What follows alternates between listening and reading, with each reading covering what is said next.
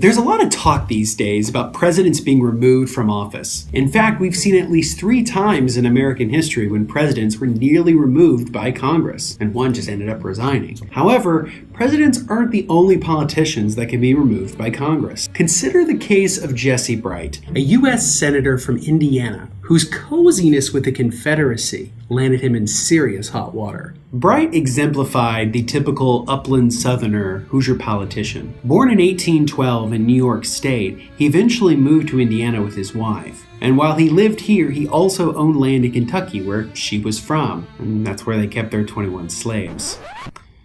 He rose through the ranks of the Democratic Party until 1845, when he was elected to the U.S. Senate. He would later go on to serve as President pro tem. He was known for his great character, his good common sense, and for his strong will. But it was his lack of will with Confederates in the Winter of Secession that got him in some serious trouble. In March of 1861, Bright sent a letter to the burgeoning Confederacy offering a great improvement of arms from a colleague in Texas. It just so happened that that letter was sent to Jefferson Davis.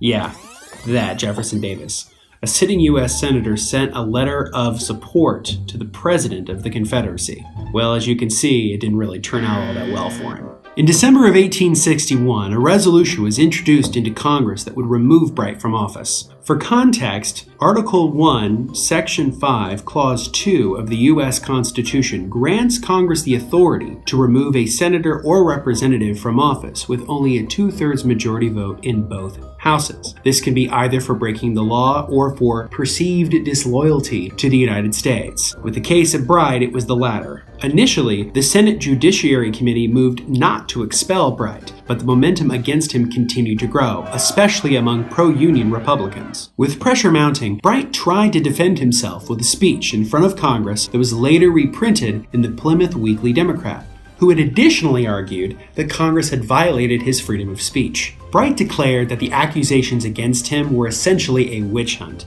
ginned up by the more radical Republicans who saw his actions as treasonous merely by association. As he saw it, he had written to Davis a month before shots rang out at Fort Sumter, so there's no way he could have seen the consequences of his actions. As he noted, "Are you going to say that every man who engaged in trade, commerce, or correspondence with the South prior to this time is disloyal or guilty of treason? Are you prepared to assert this principle of ex post facto tyranny?" Apparently they were. On February 5th, 1862, the U.S. Senate voted 32-14 to remove Bright from office. The newspapers, bastions of partisan rancor, responded to his expulsion in all the ways you'd imagine. The Republican Chicago Daily Tribune hailed his removal as a victory, saying that it is a subject for congratulation that the Senate chamber is gradually being purified. The Bedford, Pennsylvania Inquirer agreed, noting that the Senate has done itself honor by this decisive condemnation of treason among its members. In Indiana, the Marshall County Republican minced no words when it called Bright's actions treason and defended the senators who expelled him.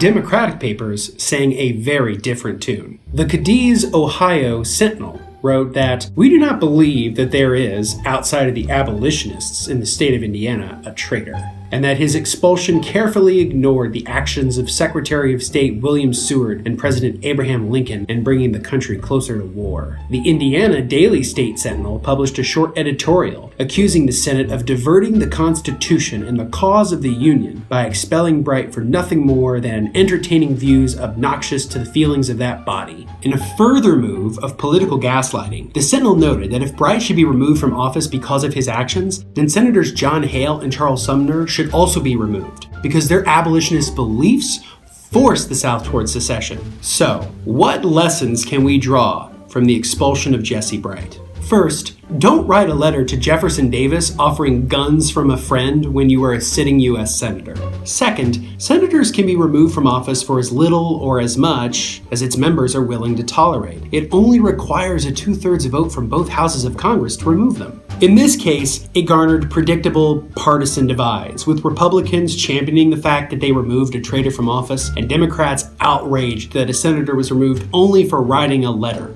With hindsight being 2020, the Republicans were right. Bright, a senator for the Union, had sent a letter to the Confederacy offering military aid for its cause only a month out from the beginning of the Civil War. And just for context, the Confederacy's cause was to create a government that subjugated an entire people under slavery. No matter how benign his intentions may have been, the optics were absolute garbage. Finally, it's important to keep this story in mind for the future. No matter how bad a politician's actions may be, the typical ideological barriers will still be set, and people will still respond accordingly. In that regard, we haven't changed much at all.